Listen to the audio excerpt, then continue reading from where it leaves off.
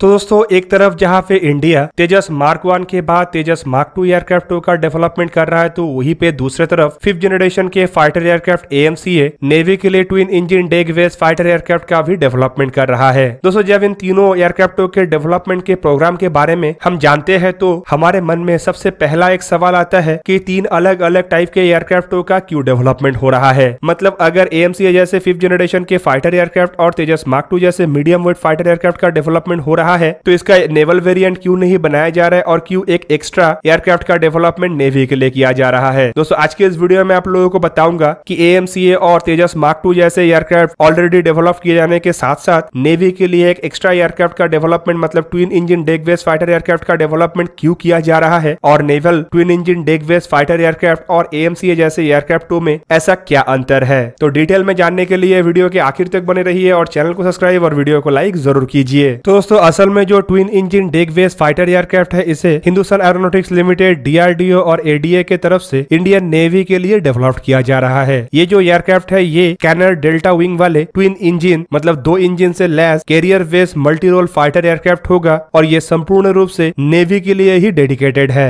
फिलहाल रिपोर्ट के मुताबिक एयरक्राफ्टों के डिजाइन के ऊपर काम एरोनॉटिकल डेवलपमेंट एजेंसी और मैन्युफैक्चरिंग के ऊपर काम हिंदुस्तान एरोनॉटिक्स लिमिटेड करेगा। एयरक्राफ्ट रिलेटेड महत्वपूर्ण कंपोनेंटों के डेवलपमेंट के काम defence research and development organisation मतलब DRDO की तरफ से किया जा रहा है। और ये जो एयरक्राफ्ट है ये मल्टी मिशन कैपेबिलिटी वाला एक ऐसा एयरक्राफ्ट होगा जो air supremacy, air introduction, anti SS aerial denial, anti ship warfare, electronic warfare जैसे मिशनों को अंजाम दे सकेगा। इन एयरक्राफ्टों की डिप्लॉयमेंट इंडियन नेवी के current aircraft carrier INS Vikramaditya के साथ साथ पहला indigenous aircraft carrier INS Vikrant में भी होगा। वहीं पे दोस्तों इन एयरक्राफ्टों के डेवलपमेंट को लेकर सवाल इसीलिए उठता है क्योंकि अगर इसके कैटेगरी को देखा जाए मतलब ये जहाँ पे 26 टन कैटेगरी के एयरक्राफ्ट है तो वहीं पे AMCA जैसे एयरक्राफ्ट को भी इसके समान दर्जे के एयरक्राफ्ट के रूप में गिना जा सकता है। और तेजस मार्क 2 असल में इससे थोड़े हल्के एयरक्राफ्ट है लेकिन कैपेबिलिटी में लगभग सेम एयरक्राफ्ट है। और दोस्तों इन एयरक्राफ्टों को जिस मिशन के लिए मतलब जिन जिन मिशनों के लिए डेवलपमेंट किया जा रहा है, चाहे वो एयर सुप्रीमेसी हो, एंटी SS एरियल डिनाइल हो, एंटी शिप मिशन हो या फिर इलेक्ट्रॉनिक वॉरफेयर, ये सभी मिशनों को अंजाम AMCA और मीडियम वेट फाइटर एयरक्राफ्टों के द्वारा दिया जा सकता है। खाली आवश्यकता है तो इन एयरक्राफ्टों को कैरियर के ऊपर ऑपरेट करने के लिए मॉडिफाई करना। तो दोस्तों ऐसे में नए एयरक्राफ्ट का अगर डेवलपमेंट किया जा रहा है तो ऑब्वियसली बड़ा सवाल मन में जरूर आएगा। तो दोस्तों इन एयरक्राफ्टों को डेवलप करने के पीछे जो सबसे बड़ा कारण है वो है तेजस मार्क 1 के बेस पे जो नेवल तेजस प्रोजेक्ट को आगे बढ़ाया जा रहा था वो इंडियन नेवी के आवश्यकताओं को ना पूरा कर पाना। हालांकि तेजस मार्क 1 के बेस पे जो नेवल तेजस प्रोजेक्ट को आगे बढ़ाया जा रहा था वो एक कैपेबल एयरक्राफ्ट था और कई देशों के द्वारा डेवलप किया गया एयरक्राफ्टों से आगे था। पर इंडियन नेवी को एक ऐसा एयरक्राफ्ट का आवश्यकता था जो इन एयरक्राफ्टों से भी अधिक ताकतवर हो।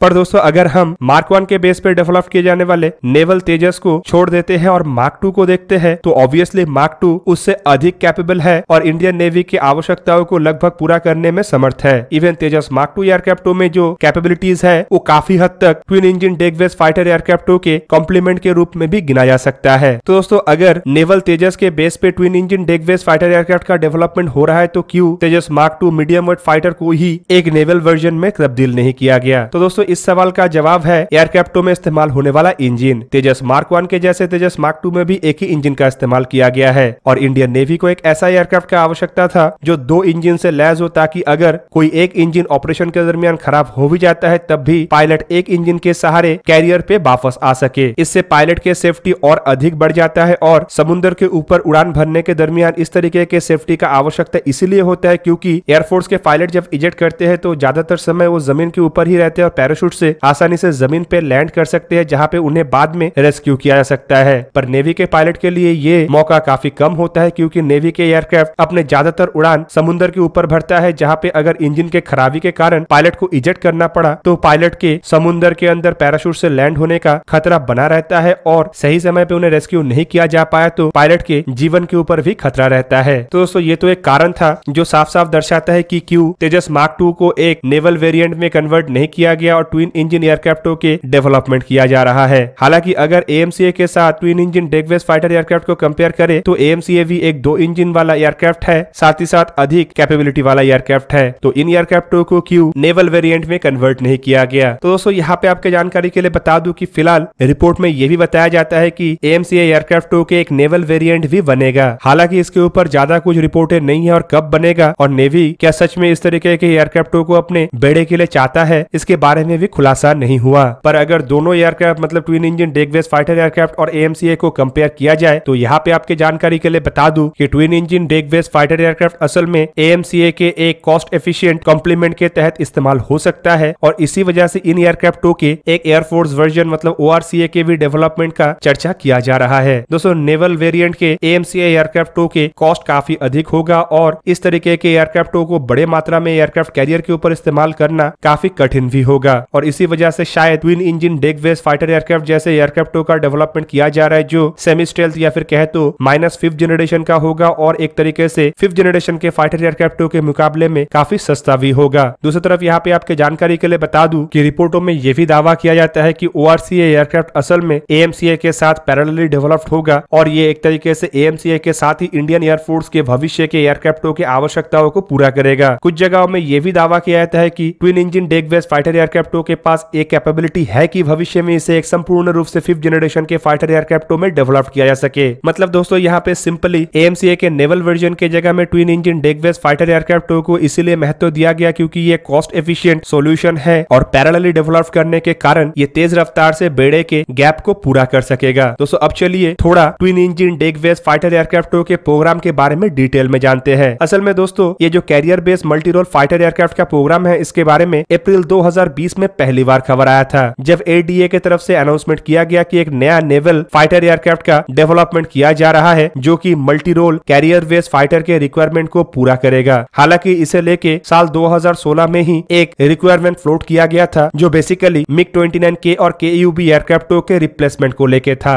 और दोस्तों इन्हीं रिप्लेसमेंट प्रोग्रामों को लिए इंडिया को किसी विदेशी कंपनी के ऊपर निर्भर करना ना पड़े, इस वजह से इन एयरक्राफ्टों के डेवलपमेंट शुरू किया गया। नेवल वेरिएंट के इन एयरक्राफ्टों को पहली बार एक स्केल मॉडल के तहत एरो इंडिया 2021 शो के दरमियान दुनिया के सामने लाया गया जहां पे दुनिया को पता चला कि ये असल में 2 इंजन वाले मीडियम वेट क्लास के एयरक्राफ्ट बनेगा और दोस्तों इन्हीं कारणों की वजह से इसे twin engine deck based fighter aircraft भी कहा जाता है। हालांकि इन एयरक्राफ्टों के डेवलपमेंट के इंस्पिरेशन नेवल LCA मतलब NLCA प्रोजेक्ट से ही मिला है। इवन NLCA प्रोजेक्ट के अंतर्गत जिन एक्सपीरियंसेस को हासिल किया गया है उसका इस्तेमाल करके ही एयरक्राफ्टों के डेवलपमेंट हो रहा है। Twin engine deck based fighter एयरक्राफ्टों को लेके गवर्नमेंट के तरफ से मिड 2020 में ही अप्रूवल दे दिया गया था और करीबन 13,000 करोड़ रुपए का एक पैकेज को जल्द ही डेवलपमेंट के लिए सैंक्शन करने का जानकारी भी दिया गया था। दोस्तों बताया जा रहा है कि एयरक्राफ्टों में 2 जनरल इलेक्ट्रिक F414 इंजनों का ही इस्तेमाल होगा जो फिलहाल AMCA और तेजस मार्क 2 प्रोग्राम में भी इस्तेमाल करने का बात कहा जा रहा है। दोस्तों इन एयरक्राफ्टों के बेस पे जो ओमनी रोल कॉम्बैट एयरक्राफ्ट या फिर कहे तो ORCA डेवलप करने का बात कहा जा रहा है वो संपूर्ण रूप से एक एयरफोर्स वेरिएंट होगा और बताया जा रहा है कि इंडियन एयरफोर्स को आने वाले कुछ दशकों में 750 नया एयरक्राफ्टों का आवश्यकता होगा जो कि ORCA जैसे एयरक्राफ्टों के साथ साथ AMCA के द्वारा पूरा किया जा सकेगा। दोस्तों twin engine deck based fighter एयरक्राफ्टों के बारे में फिलहाल ज्यादा कुछ जानकारी नहीं है पर बताया जा रहा है कि एक -5th जनरेशन के फाइटर एयरक्राफ्ट होगा मतलब 5th जनरेशन के फाइटर एयरक्राफ्ट से थोड़ा ही कम। रिपोर्ट में बताया जा रहा है कि ये जो एयरक्राफ्ट है ये शायद अपना पहला उड़ान साल 2026 में भरे और साल 2030 तक इन एयरक्राफ्टों का इस्तेमाल करके MiG-29 एयरक्राफ्टों को रिप्लेस करने का फिलहाल इरादा बनाया गया है। दोस्तों फिलहाल अगर एयरक्राफ्टों के स्पेसिफिकेशन को देखा जाए तो बताया जा रहा है कि ये एक ही क्रू से फ्लाई करने वाले एयरक्राफ्ट होगा